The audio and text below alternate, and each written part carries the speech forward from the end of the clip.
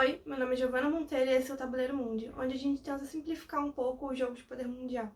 O vídeo de hoje é sobre os protestos que estão acontecendo nos Estados Unidos por conta do assassinato do norte-americano George Floyd e as consequências que isso pode ter nas eleições de Donald Trump agora, em 2020.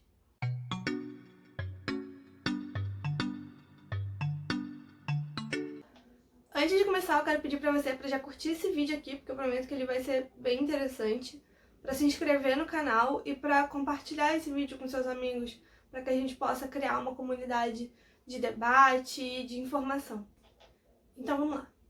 No dia 25 de maio, o estadunidense George Floyd foi assassinado por um policial branco em Minneapolis, nos Estados Unidos. Ele, um homem negro de 46 anos, que tinha uma filha de 6 anos, era casado e era segurança noturno de um estabelecimento local, mas que no momento estava desempregado por conta da pandemia. A situação toda começou porque Floyd foi comprar um maço de cigarro em uma loja local e ele paga com uma nota de $20 que, de acordo com o atendente, era uma nota falsa. A atendente então liga para a polícia e os policiais, ao chegarem ao local, algemam Floyd, prendem ele e em um certo momento da prisão ele é imobilizado por esses policiais e colocado no chão. O nome do policial que algema Floyd é Derek Chauvin. E ele algema, o coloca no chão, imobiliza e coloca o joelho dele no pescoço de George Floyd durante 8 minutos e 40 segundos. Durante esses 8 minutos, o George Floyd ele repetia constantemente a frase I can't breathe, que em português significa eu não consigo respirar. Após 6 minutos, Floyd já estava inconsciente. As pessoas que estavam filmando tentam avisar os policiais. Ele só retira o seu joelho do pescoço de Floyd depois de 8 minutos, 40 segundos. Eles o colocam em uma maca e o levam para o hospital, onde algumas horas depois ele é declarado morto. A morte de Floyd é filmada por pessoas que estavam passando no local e ela é compartilhada ostensivamente nas redes sociais, o que vira o estopim para uma onda de protestos, mesmo em meio da pandemia, extremamente volumosos e que produziram imagens bastante chocantes. Os protestos se iniciam em Minneapolis e se espalham por todo o território nacional, chegando inclusive à porta da Casa Branca, onde os protestos se tornam tão intensos e tão violentos que a Casa Branca apaga as luzes e Donald Trump é levado para um bunker durante 1 hora. No dia seguinte, ele negou que tinha sido levado ao bunker por conta dos protestos e disse que foi levado porque estavam correndo uma inspeção na Casa Branca. A movimentação acontece sob a bandeira do Black Lives Matter do Antifa. Black Lives Matter é um movimento que foi fundado em 2013 por 3 mulheres negras e é um movimento contra a violência policial nos Estados Unidos. O movimento se inicia após a morte do adolescente norte-americano negro Trayvon Martin, que é morto a tiros por um policial chamado George Zimmerman, que depois é absolvido das acusações. O Black Lives Matter é um movimento identitário, cultural e que busca, através do uso de redes sociais, de manifestações e de um engajamento político, dar fim à violência policial nos Estados Unidos, que já matou uma quantidade enorme de afro-americanos. Junto com o movimento do Black Lives Matter, tinha a bandeira do movimento Antifa, que é a diminuição de antifascismo.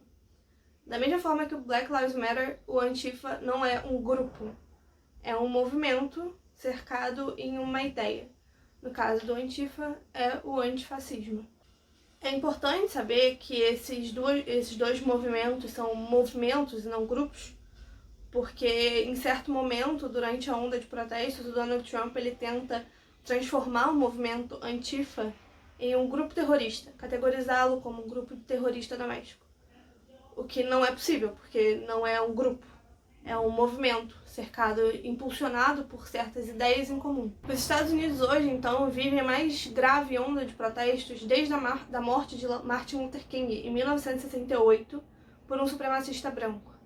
O caso provocou manifestações em mais de 75 cidades, no qual mais de 40 delas decretaram toque de recolher, e a Guarda Nacional foi acionada, colocando 16 mil soldados na rua em mais de 24 cidades. Desde o começo, a forma como Trump lida com os protestos foi extremamente criticada, porque ele lidou com tudo de uma forma muito militarizada. Em nenhum momento ele falou nenhuma palavra de consolo para a família de George Floyd, que tinha perdido o pai e o marido de uma forma extremamente violenta, ou para as outras pessoas que viram em Floyd um possível futuro frente aos seus, para perder os seus para a violência policial. Desde o começo, então, Trump decreta um toque de recolher, ameaça colocar o exército nas ruas, falam que as manifestações devem ser reprimidas de uma forma dura e fica constantemente postando em seu Twitter palavras como lei e ordem em caixa alta. Então, em nenhum momento ele se preocupa com o fato que aconteceu e sim em controlar a forma como as manifestações estavam sendo feitas. E aqui eu não vou entrar se é certo ou errado a forma como os protestos foram feitos, se eles foram muito violentos, se eles não deveriam ser dessa forma, simplesmente porque eu sou branca e eu não vou virar para um movimento negro que tem reivindicações extremamente legítimas e falar que eles não devem colocar fogo em uma delegacia depois que um homem negro é morto com um joelho no pescoço. Mas por conta dessas manifestações e dessa maneira com qual a manifestação estava sendo levada, o Trump ameaça transformar o grupo Antifa em um grupo terrorista de terrorismo doméstico e, além disso, ele tenta acionar a Lei de Insurreição de 1807, que permite que o presidente volte o exército do país contra a própria população. O secretário de Defesa, Mark Esper, ele falou que isso era um absurdo e que não deveria acontecer isso, que as coisas não estavam graves o suficiente para que isso acontecesse. E isso forma uma ruptura entre o Pentágono e a Casa Branca. Uma coisa que nunca aconteceu antes. Apesar de parecer extremamente absurdo e de ser extremamente absurda a forma como o Trump está lidando com esses protestos, ela não difere muito da forma como ele lida com tudo na política nacional. O Trump, em nenhum momento, durante toda a sua administração, ele tenta ser um poder conciliador. Ele não tenta governar para todos nos Estados Unidos. Ele governa para a parcela da população que colocou ele ali, para aquela parcela que sustenta ele no poder e a parcela que vai votar nas urnas esse ano a favor dele. Essa parcela da população é a parcela que se sente contemplada pelo slogan América para os americanos, no qual os americanos, quem escolhe quem são eles. E dentro desses americanos que eles escolheram e decidiram quem cabe ou não nesse termo, estão fora os latinos, porque o Trump ele foi eleito com a proposta de criar um muro entre os Estados Unidos e a América Latina. Estão os árabes, porque o Trump, durante a sua administração, ele suspende o visto de pessoas vindas de alguns países árabes, independente do motivo pelo qual elas estavam nos Estados Unidos. E os negros, porque o Trump também, ao longo de toda a sua campanha eleitoral e da sua administração, ele em nenhum momento tem uma reação incisiva a manifestações supremacistas brancas, por exemplo, como aconteceu em Charlottesville. No caso de Charlottesville, o Trump ele responde falando que era um absurdo o que tinha acontecido e que a confusão tinha sido iniciada pelos dois lados. Em nenhum momento ele fala do tamanho do problema de se ter uma manifestação com tochas de supremacistas brancos. E se a gente parar para pensar, o slogan do Trump de campanha é "Faça a América boa de novo", né? "Make America Great Again". O que é essa América do passado que ele quer que seja boa de novo, se não uma América que era segregacionista, escravocrata e que tinha movimentos como a Ku Klux Klan? Em que momento do passado a população negra dos Estados Unidos estava em um momento positivo para ele querer que isso retorne? Não estava. Então, quando o Trump ele fala "Make America Great Again", ele está pensando somente na população branca dos Estados Unidos, principalmente na população branca de classe média, que foi a população que colocou ele no poder. E se a gente parar para lembrar também, o Trump foi eleito durante uma onda anti-Obama, né? Então a eleição do Trump é uma reação ao governo Obama, que foi um momento de grande representatividade para a população negra dos Estados Unidos, apesar do governo Obama ter todos os seus problemas, né? Então, o Trump, ele é eleito por pessoas que não conseguiram sustentar ou aceitar um presidente norte-americano negro e que fazia políticas voltadas para a população negra do país, como, por exemplo, o Obamacare.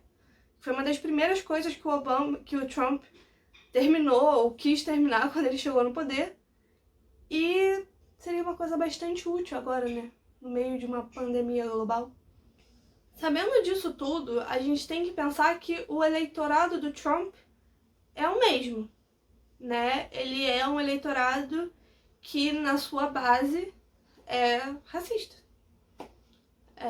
Então, se a gente parar pra pensar, será que esses protestos eles vão ter influência suficiente para mudar o que poderia ser a reeleição do Trump?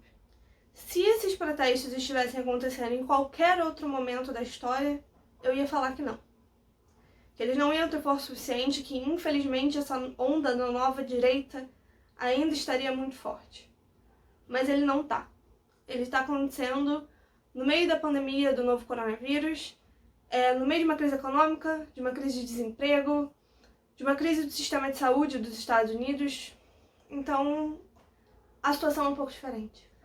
Em primeiro lugar, lembra aquela comparação que eu fiz mais no início do vídeo, de que esses protestos são tão grandes quanto os protestos que aconteceram em 1968 com a morte de Martin Luther King? Com o assassinato de Martin Luther King? Então, aqueles protestos eles fizeram uma reviravolta política nos Estados Unidos. E esses protestos, por serem tão grandes quanto e por terem demandas que são muito explícitas, talvez eles consigam ter um poder muito maior de mudança, principalmente porque as eleições são agora. Então não vai dar tempo para a população no geral esquecer o que aconteceu. Além disso, a forma como Donald Trump lidou com a pandemia nos Estados Unidos foi pífia. Ele, em um primeiro momento, ele não acredita na pandemia. Depois ele começa a jogar a culpa na China, jogar a culpa na OMS, chama de vírus chinês, sai da OMS. Eu vou inclusive fazer um vídeo só sobre isso. Então ele tenta lidar, ele não lida com uma política interna, ele não tem um plano para o sistema de saúde dos Estados Unidos, que é um sistema de saúde muito precário, como a gente sabe. Então, ele foi extremamente criticado com a forma como ele lidou com a pandemia.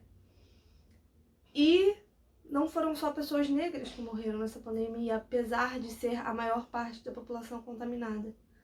A pandemia foi uma coisa que afetou a população americana como um todo, inclusive as pessoas que votaram no Trump, né? E se a gente parar para perceber que isso pode ser um ponto de inflexão das pessoas que não se importavam antes com o sistema de saúde pararem para pensar: poxa, será que não seria positivo a gente ter um governo que pensasse num sistema de saúde mais universal? Ou que pensasse num sistema de saúde no qual eu também me encaixo? Porque a população de classe média nos Estados Unidos não necessariamente consegue pagar $8.000 em um exame, né? Com essa má administração do Trump da pandemia, os Estados Unidos chegaram a mais de 100 mil mortos. E a gente sabe que os Estados Unidos talvez não se importe muito com 100 mil mortos na China, com 100 mil mortos na Europa, mas com 100 mil americanos mortos, eles começam a se importar um pouco mais. Alguns analistas dizem, inclusive, que a forma como o Trump está lidando com os protestos pode ser uma forma de esconder a forma como ele lidou com a pandemia. Então ele está tentando mostrar que ele consegue conter, por exemplo, um caos interno, como ele chama, através de ações mais militares, de colocar o exército nas ruas, da Guarda Nacional, e de conseguir conter esses protestos para tentar fazer com que as pessoas ignorem a forma como ele não lidou, ou como ele mal lidou com a pandemia. Nesse meio também, ele está buscando atacar de forma mais incisiva os estados que possuem governadores democratas. Isso é uma coisa que ele já estava fazendo quando os Estados Unidos começou a abrir no pós-pandemia. Então, no pós-pandemia, ele atacou os governadores democratas, falando que eles estavam demorando para abrir seus estados porque eles estavam querendo dificultar o processo eleitoral. E agora ele aponta esses mesmos governadores democratas como incapazes de conter as manifestações dentro dos seus estados. Então é como se os democratas eles não soubessem como gerir um país ou como administrar o país e conter a população e ele soubesse. Hoje, a rejeição do Trump nos Estados Unidos é de 54%. Um número muito grande perto de uma eleição. O desemprego do país está em números astronômicos. A crise econômica está batendo aí na porta. Mais de 100 mil mortos por Covid-19. Uma onda de protestos por questões raciais. Tudo isso faltando meses para as eleições. É um pouco difícil você correr atrás de tantos problemas tão perto de uma eleição. No geral, eu acredito que vai ser uma eleição muito difícil. O Joe Biden, que é o adversário democrata do Trump, ele desde o começo ele se mostrou muito solidário aos protestos, ele buscou apoiar, apesar de dizer que a forma violenta como eles estavam acontecendo não deveriam ocorrer, mas ele desde o começo ele apoiou os protestos e ele cresce cada dia mais nas pesquisas por conta disso. Ainda existe toda uma questão e um debate nos Estados Unidos sobre como essas eleições vão ocorrer, uma vez que a pandemia ainda não acabou. Como é que você vai fazer esse processo eleitoral? Qual vai ser a participação das pessoas nas urnas? Nos Estados Unidos o voto não é obrigatório. Então, como que vai ser essa participação eleitoral? Como que vai fazer para as pessoas irem votar? Existe um debate hoje sobre voto à distância, então de você receber sua cédula em casa e enviar por correio, mas enfim, tem todo um debate do quanto isso pode ser problemático. Minha opinião pessoal, e aqui eu estou falando como pessoa mesmo, não como analista, é que o Trump não se reelege. Eu acho que ele não tem força e ele não tem experiência política suficiente para manobrar essa crise atual dos Estados Unidos. Então, eu pessoalmente acho que ele não se reelege. Mas eu quero muito saber o que vocês acham. Então, deixa aqui nos comentários se vocês acham que o Trump vai se reeleger ou não e por que vocês acham. É isso, pessoal. Eu gostaria de fazer um apelo aqui para vocês. Com toda essa questão que está acontecendo nos Estados Unidos, no Brasil e no mundo, as manifestações foram além dos Estados Unidos e hoje estão em vários lugares do mundo. Eu gostaria de pedir para vocês que vocês leiam mais pessoas negras, que vocês realmente estudem. Não é simplesmente você virar para uma pessoa negra e pedir para ela te explicar. Ela não tem a obrigação de te explicar. Eu vou deixar uma lista aqui embaixo de livros que eu acho que são interessantes, não só para entender a questão racial no seu cerne e de onde ela veio, mas também para interpretar as relações internacionais e a política internacional a partir de um recorte de raça. Isso é muito importante, isso é muito pouco falado nas relações internacionais no geral, é muito pouco utilizado. E eu vou deixar livros aqui embaixo com o link para que vocês busquem esse conhecimento que é extremamente necessário.